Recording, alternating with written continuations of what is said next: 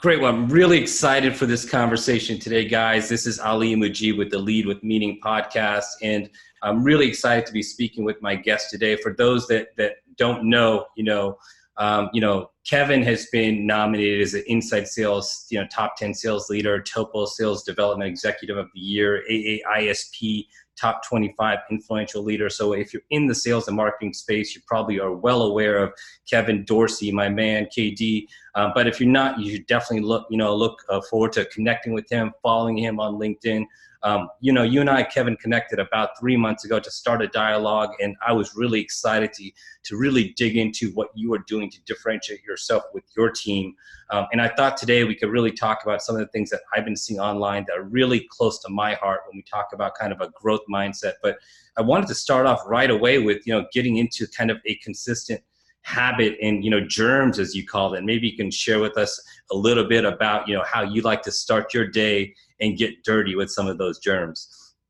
People have been asking me about the germs acronym. Like, how did you come up with that? Like, was that yours? Like, honestly, I just got tired of writing it down, right? So generally speaking, like, one of the things I write down each day, like when I journal, is like, what am I going to do to make today good? And I was always having to write down gratitude, exercise, reading, meditation, sauna, silence. Like, I had to write that every single day. I was like, this is just getting old. And so I was like, oh, look, that spells germs. That's fun. Let me do it. Right. So my daily routine is germs, and it's something that I know if I follow, I feel better. I work better. I'm a better husband, father, leader, everything. And if I don't, it takes 3 or 4 days before I start to feel the difference. Right. And so, GERM stands for gratitude. So every morning I write down 3 to 4 things that I'm grateful for and why. And I always try to find at least 2 things that are new, right? When you ask a lot of people what they're grateful for, they'll give you the same, friends, family, health, work, right? It's always the same.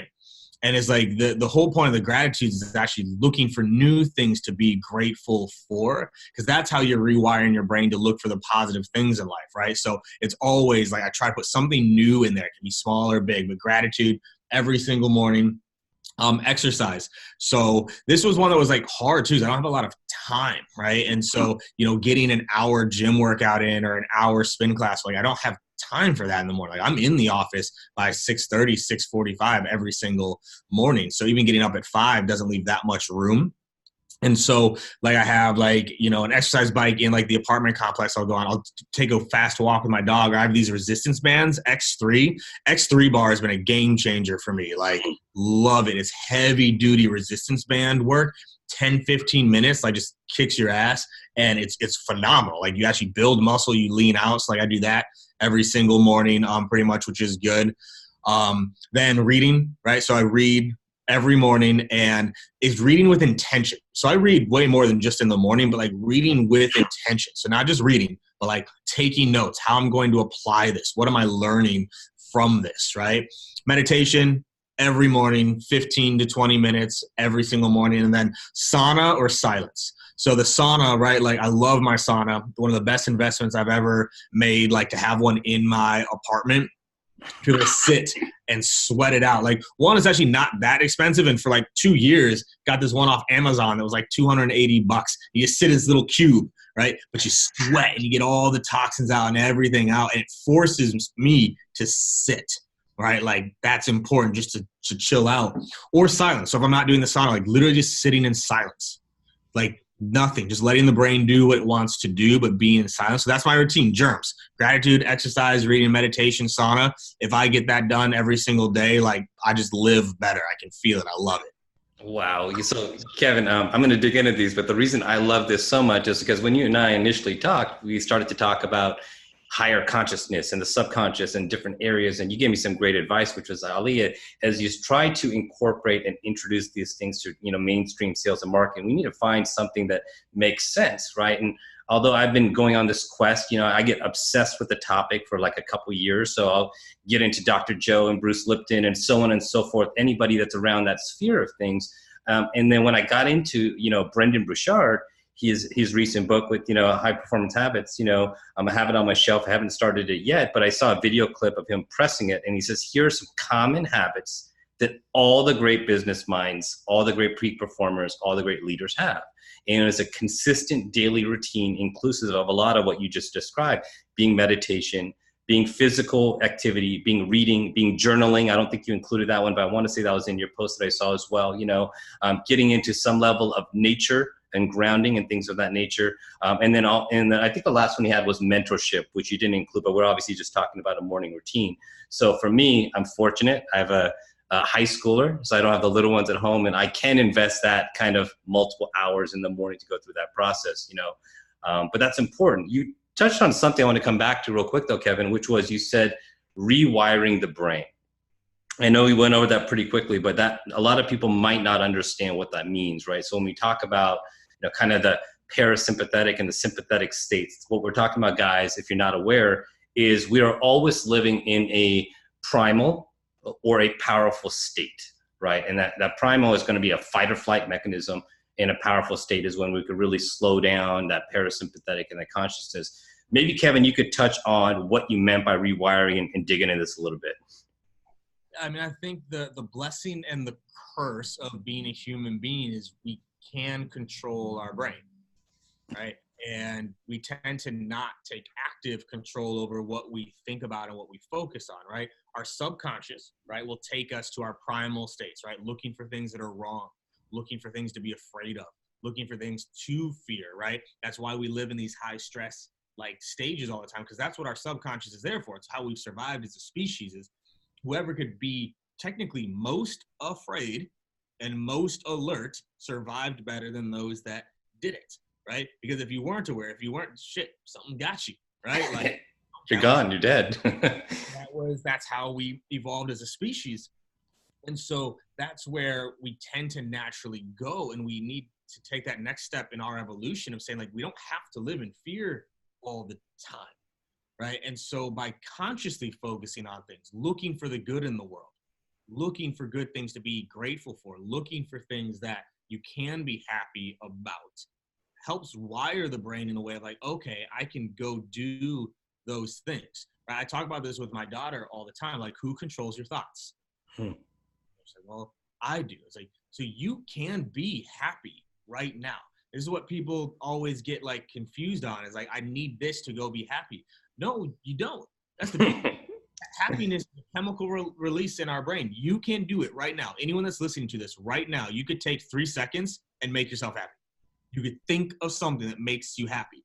We just don't do it on purpose enough, right? And so taking that time in the morning to do it on purpose, eventually your brain starts to do it on its own, and now goes from conscious to subconscious, or subconsciously you're looking for the good in things. Subconsciously you're finding things to be grateful for. Subconsciously you do things that make you happy. That's what I mean around rewiring the brain. But the flip side of it, that you just mentioned, habits. Habits are rewiring the brain too, right? Creating a very strong neuro pathway that requires next to no energy to execute. Right? This is why most people, like, they don't understand like what a habit is, right? It's a strong neural pathway in your brain, right? AKA you don't need to do much to trigger it. This is why most people don't get new habits though, is because they try to break a habit. You can't break a habit. It is a neural pathway in your brain. You cannot break it unless there is a brain injury. You have to create a newer and stronger pathway over or around it. Right. So anyone, like, it's New Year's coming up, like, everyone's talking about these new habits. Like, you don't break a habit. You create a new one. You create a new, stronger habit, right? That's how you do it. But the same thing, that's a rewiring of the brain that's required to make something stick. Yeah, guys. So, and I've talked about this quite a bit. By the time we are 35 years old, 95% of our subconscious is hardwired. So in the kind of the computer programming world, that software has been built, right? So you need a new line of code. You need to patch yourself. You need an upgrade. You need an update, whatever you want to call it. And however long that programming has been in place, the longer or more repetitive tasks, as we talk about, or habits, are going to need to be in place until you rewire that. So one example for me, and I went through this recently, a couple of years ago, was I stopped listening to music in the gym. I know Morgan Ingram talks about this all the time. And I started to listen to just positive motivational, basically affirmations is what they were. This is when I kind of reset my morning routine, as we talked about. And after a week, I felt a little bit different. After a couple of weeks, I felt a little bit better. After a month, I felt like a different human being. right? And so it's just a matter of consistently going through that process and doing that, right? So, and this is why meditation is so important, right? So I came across an article that Tim Ferriss posted that he said, 90% of all of his guests, and I think he's at 450 podcasts now, he says 90% of them have a meditation or breath work practice daily. And I know you implemented this at Patient Pop recently, which I thought was great. What I thought was blown away by was you really focusing on visualization of the actual obstacle, right? So I approached this in a little different way. You approached it in, how do I overcome this fear, right? I want you to dig into this. And I always look at how do I get to powerful? I think we're both getting at things from both different ends of the rope. So it's irrelevant as long as we arrive there. But maybe you could touch on one, how you approach even introducing that maybe it started at meditation. And you mentioned, I think, a 36% increase of activities. And maybe you could touch on this a little bit. Yeah, I mean, when we really started focusing on not just talking about it, but like promoting it, right? Like, I actually wanted to make meditation mandatory, and they wouldn't let me. Kind of weird, but whatever. It is what it is. Like, I can force people to cold call. Cold call, right? One sucks your soul, the other one enriches it. Like, why can't I also enrichment? Like, that's for another conversation. But what we did, we started meditating like as a group, as a team, and we noticed it almost within days of activity going up and results going up. But it wasn't even that, right? Like, the results that we got from it are great. It's not why I did it, right? Even if the results had stayed the same, but people were less stressed, or people were less fearful, or they weren't so on edge, or they could sleep better, or they could be happier. Like, that's really where it came from. And then the activity going up was a byproduct, right? But to start that day, like in a moment of calm, especially in sales, like sales is stressful enough, right? So many of the activities in sales trigger fear. Right. And so those were things where, like, asking the right questions, I think, led me to start to focus on more of these things, like why people don't do what they're supposed to do. And if you just blame work ethic, then you always push people harder. But if you remove work ethic and say, okay, well, why don't people cold call, for example? Well, they're fucking afraid. They're afraid to cold call. It's stressful. It releases all sorts of cortisol in your brain. It lights up like the bad parts of the brain, that fight or flight. It's like, so what fixes that? Well, meditation and gratitude and journaling and visualization. So we started doing that. And so, like, we had 2 sessions, like 7 a.m. and 7:30 a.m. We'd have about 30-40% of the team would participate in that. And it was great.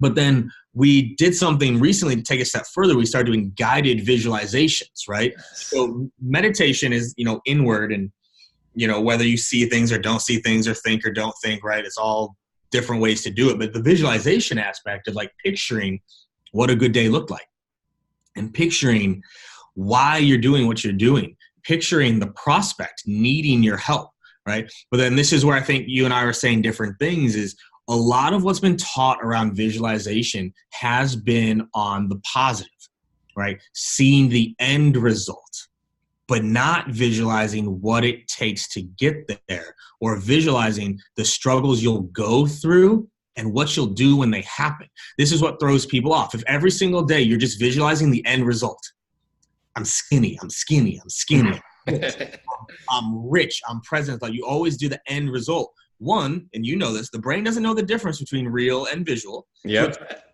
So part of it's like, I already have it.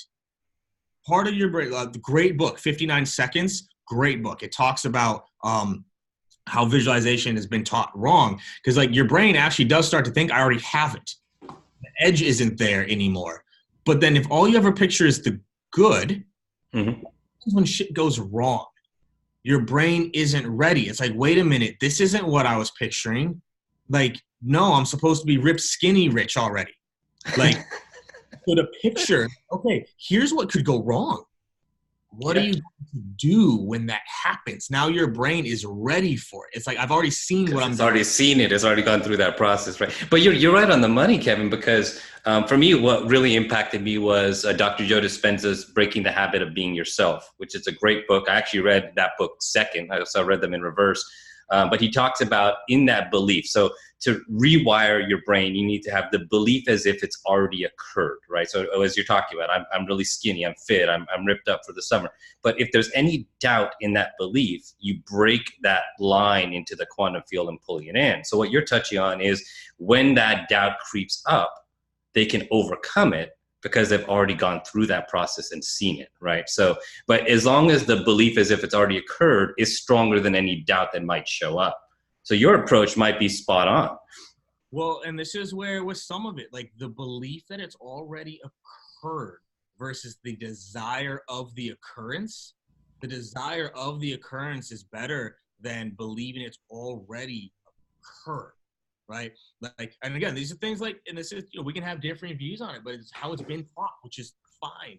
But when you picture it as completed, right, you know enough about the brain. If your brain is picturing it as completed, does it feel like it still needs to do anything? No. It doesn't. It doesn't. So picturing it as occurred is actually the end, right? Like the visualization I went through with the team, 90% of it was not the end result. The 10%, get a taste of it. Okay, picture the day. Picture it going the way you wanted to. Picture like, hey, you got that goal. But then we immediately worked backwards from it, right? So even when it's taught to goals, for the longest time, what did they teach people about goals? Are you familiar with BHAG? Dig into it. Yeah, I'm familiar with the term. Very audacious. Audacious goal. Yeah. Stretch goals, right? If you're not afraid of your impossible goal, whatever you want to call it. Yeah. Okay. So now back to the brain. What happens if the brain is afraid of the goal? It won't attempt it. It won't even attempt it. Yeah. You fight or flight or freeze. I know you talked about that one recently. Right? It won't even attempt it. Wait, what? I need to do. Your brain's like, no. This is, again, why most people don't accomplish their goals. They set goals that literally scare them, right? The brain doesn't accept it as even reasonable as possible, right? So another good book. I had all my managers read this. This even shifted my thoughts on goal setting. It's Kaizen, Small Changes for Big Results. But it's one of the few books right around Kaizen, like the never-ending improvement or whatever. But it talks about how the brain handles this shit. It goes, you have to give it smaller goals, right? Don't tell a rep to go from 20 calls a day to 60 calls a day. Just have them go to 30, right? 22. Oh, wow. Okay. See, this is why Atomic Habits really impressed me, because honestly, I wasn't feeling it. Everybody was high on buzz because I'm a goal junkie, and things like that. And but he broke down that, if I need to make if my assets aren't where they need to be, it's not a matter of just go find another job that's going to pay me 20% more. It's a matter of my process for managing money is flawed. So when he got into the micro wins and the small wins and, focusing on the process, that greatly impacted me, probably more in my personal life than it did my professional life. Because I just want to be 1% better today as a father and as a husband. And I found myself taking lunch with my wife a little bit more than I used to, going on nature walks with my wife a little bit more so I can give back to that and feed that. Because for me, and I know you and I, shared some content online about this, my goals are not just professional. They're all encompassing of all of myself, right? So, but you're right. Those micro wins are important. Yeah, it's breaking goals down and making them smaller, picturing what it will take to achieve it, picturing what goes wrong and how you'll handle it, and then picturing how you'll reward yourself. But you only stay there for a second, then you work back to, again, okay, the struggles, the challenges I'll go through, reminding myself that I've been through challenges and struggles before, right? Mm-hmm. Why I want it, happy place, done, right? And we did that, and we had phenomenal days those days, like phenomenal, like record-breaking days on the days that we did that. And so I'm looking for ways to insert that again into a regular process for our team.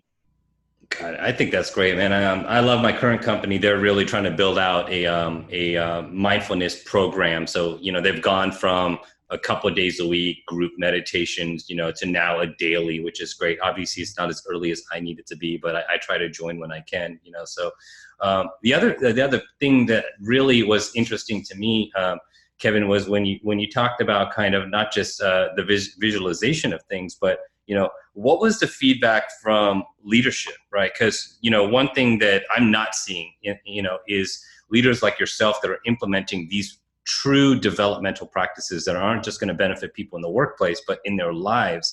Did you receive any pushback initially when you tried to roll this out, or it was before hours, so it was irrelevant? No, I guess truthfully, I guess it's one of the benefits of being the boss. That helps. Like, I'm not going to my CEO saying, hey, can I do this, right? Like, they trust me to run the org. It's your team, right? Right. I didn't get really any pushback above me until I tried to make it mandatory. Then Gotcha. HR gets involved. Whoa, like, hold on. All right, fine. Right. So no real pushback there. Not really from like my managers either, right? The managers under me, like they were all pretty bought into the idea of it. And especially too, like, you know, we've talked about this before, like the why behind things. Like I don't just come out of like my fucking golden tower and say, right, we're just gonna do this. Like, I thought that's exactly how you did it, man. You know, I understand that. Right? Float down in clouds and I say, hey, we're just gonna meditate everybody, right? Like, no, like I took the team through the science behind it. I took my managers through Happiness Advantage. Like we talked about the benefits of it before we rolled it out to the team, right? So I had my managers on board with it before we brought it to the team, right? And so do all of them like believe in it wholeheartedly? I don't know. Do any of them like truly believe it's worthless? No, like they get it, right? Yeah. People are like, meditation. And we walked through, they said, oh, like this actually makes sense, you know? So the pushback really wasn't there. Some members of the team wanted to do it, some don't, and that's fine. You know, like I'm not going to fight them on that. Like heaven forbid we get into a fight over me trying to meditation. That's not what. Do you have a good example of a good convert, somebody that was just going along for the ride, you know, with the Joneses and was truly impacted? You know, I know sometimes it is a process for meditation for a lot of folks getting out of your own head. So if you're new to it, take your time, start with a couple minutes. You know, there's a lot of guided apps out there. You know, seeing, you know, LeBron, you know, partner with Calm, you know, over the last couple of weeks was huge, you know, so, you know, go to Calm, go to Headspace, you know, there's several out there, go on YouTube. Start with 5 minutes at the first part of your day and 5 minutes at the end of your day is what I usually advise to people just to start things out. But, you know, maybe you could talk a little bit about the other piece of things wasn't just a meditation. What in your germs was gratitude. So there's something called the subconscious scale, and not to get all nerdy with the subconscious, but people look at joy and love and happiness and they rate these things. And we've all been in a new relationship. You know, you have a child, you get married, you have one of those moments, and nothing can impact you in your world, right? No matter what happens, you get a flat tire, God forbid, you're just going along with it and you're happy, right? Now, and I don't have the exact numbers, but you know, love, joy, and happiness sit in the range of 480 to 600 on a scale of 1,000, right? Gratitude sits at above 900. So imagine almost double the impact. And that's why Oprah talks a lot about the 3x3, 3 in the morning, 3 at night with gratitude, which you do as well. But, you know, that to me is even sometimes more powerful than meditation. What do you like? How did you start doing that personally? And what's the type of impact you saw when you rolled that out to the team? I started when this was, what was it, 7 years ago. Saw the TED Talk from Sean Acor on the Happiness Advantage, right? And the company I was at the time, like we watched it all together and then we went through the book together, and that's what got me on gratitude, right? Is like anytime someone can give me the science behind something, like I'm in, right? Yep. And I was like, well, that's pretty dumb to not do, right? You know, 27% more sales, 33% fewer errors, right? More energy, better sleep. Like, yeah, I'm in. Like, I'll do that. That's when I started doing it. And, you know, I've tweaked it and tested it and done different things over the years, but like the 3 in the morning and 3 at night, it works. It really does. And I wish more people did it because I think it solves a lot of things, right? Like when you're wiring your brain to find the good in the day, I think it also helps you wire your brain to see the good in people, right? Something that's been very, not like different, like it's probably been this way forever, but like, we don't tend to give people the benefit of the doubt, right? Like we tend to imply like people were trying to hurt us or trying to be evil or trying to do certain things, and versus where if you also are wiring to like see the good in people to give the benefit, doesn't mean like you let people take advantage of you, but you don't see everything through a lens of negativity, right? And so those are things like the building of empathy, I think, has come from gratitude as well. Being more empathetic to persons, like, all right, that person just cut me off, or my wife was snappy with me. I can get angry. I get upset. I'm like, oh, whatever. I say, maybe they just didn't get enough sleep. Yeah. Maybe something happened in their world that really was shitty, right? Like, man, maybe that person just got fired, right? Like, there's all sorts of things. You can tell better stories around the people you're interacting with, and I think it makes a huge difference. Yeah, I heard one recently, and you're spot on. I think a lot of these things blend, but human connection is important. The one I heard recently was just take a moment and look that individual in the eyes before you respond and react. And just that concept of making it a human connection, having that level of empathy, not knowing what they might have been experiencing. It's really important, as well. I want to kind of pivot a little bit, Kevin. Just talk about development a lot. So one thing that you had shared a thought that I've had for a while, which is, why is it that we're not looking at what the top, performers are doing, industry agnostic, and implementing those things into development, right? And so we've talked about a consistent routine. We're not going to get into all of these individually. We could definitely take that offline and do something as a follow-up there. But, these are consistent habits that, all the great business leaders and, great minds and entrepreneurs are implementing.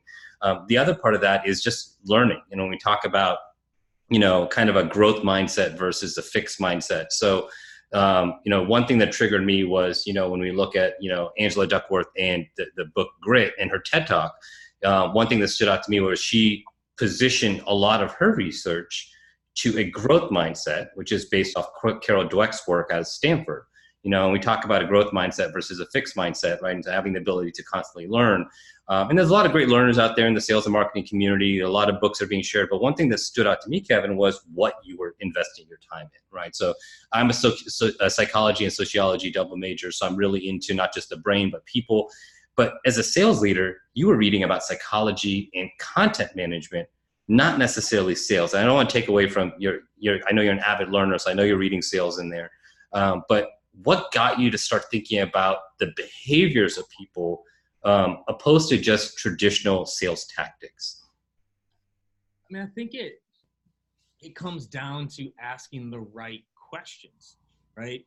And I try to ask myself a lot of questions around, like, what I'm trying to achieve, right? And so if, say I'm trying to improve close rates, right? I want my close rates to go up. And it's like, okay, well, why are close rates low? Do they not know what to do, or are they just not doing it? More often than not, it's they're just not doing it. Most sales leaders' time is not spent figuring out new things to do. It's really around trying to get people to do the things that they want done, right? And so that leads like, okay, well, why aren't people doing those things, right? Were they not taught it the right way? Are they afraid, right? It takes you down a different path than just like, oh, results. My managers, they probably hate it, but they also understand. They can be mad at me. It was like, I don't talk about results often with my managers. I talk about behaviors. So that's it, right? Like, behaviors lead to results, right? You can get good results with bad behavior. Yep. A lot of time that is the case. And that's where, like, as long as we get to the number, it's fine. No, it's not.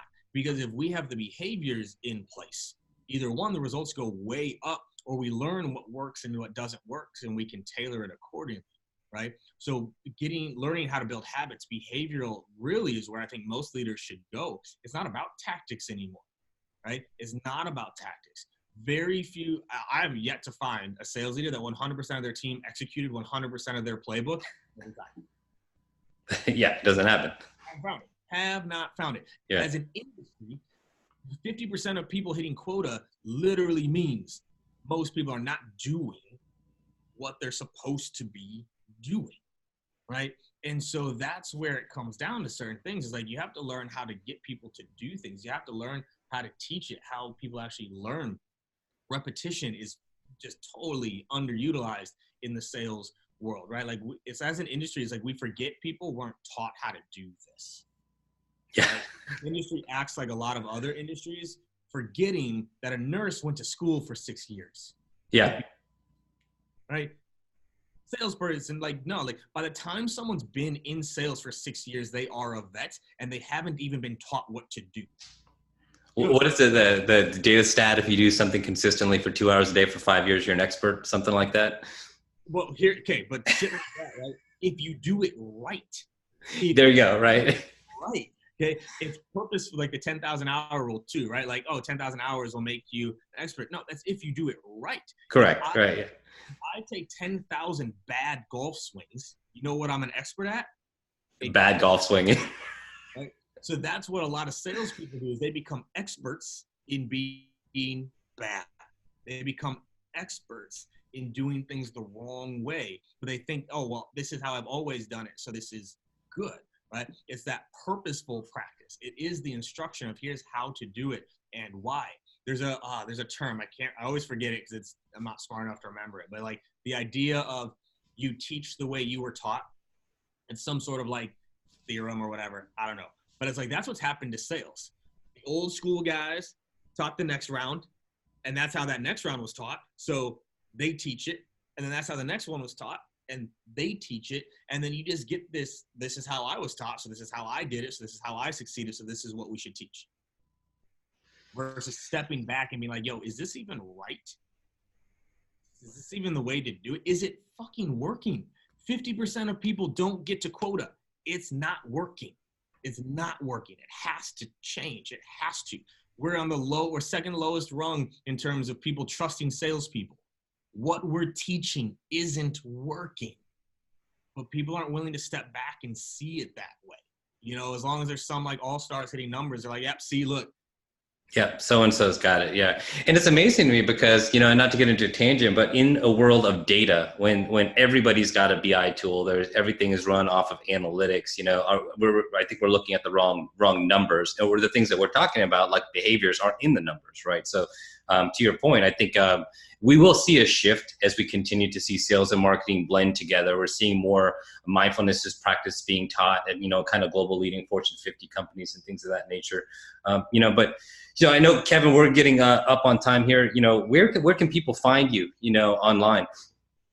On LinkedIn. That's really my only social channel. I don't have Snap, Insta, any of that. Like, I'm on LinkedIn. Okay. I try to share a lot of what I'm going through, what I'm learning, like what's working, what's not working, like, and kind of blending that line between life stuff and sales stuff. Right? Like, we've talked about this before, but like one of my own personal mantras, and probably something I'll start down the road, is live better, sell better, because I think they do coincide, right? If that's why we do the gratitude and meditation and visualization, like that's just life shit. That's not sales shit. It's just life. If those things help you live better, I believe selling follows suit. Right. And so find me on LinkedIn. That's where I spend most of my social time. And I try to get back to people that hit me up there. That's how you and I started this relationship. So, that's where they can find me.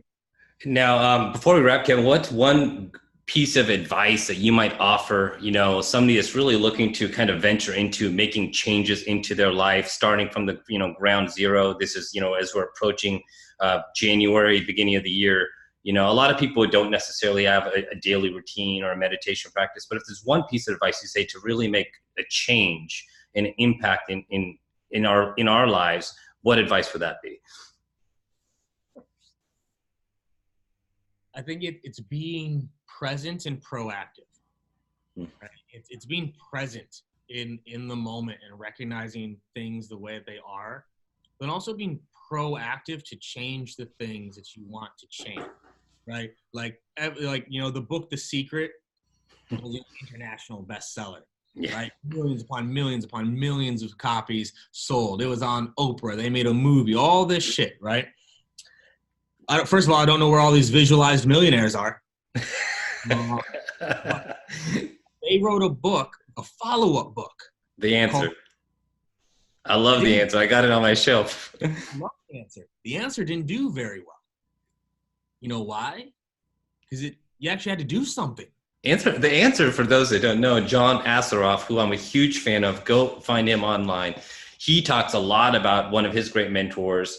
Asked him this great question, you know, when he was introduced to him about change, and he said, "Are you interested in change, or are you committed to change?" right? And John Assaraf didn't know the difference, and obviously the commitment is willing to do the hard things. But his mentor had him write out in the office, read his goals, and then recite them out loud. And this gets into how people learn. You and I are going to have to dig into that one at another time.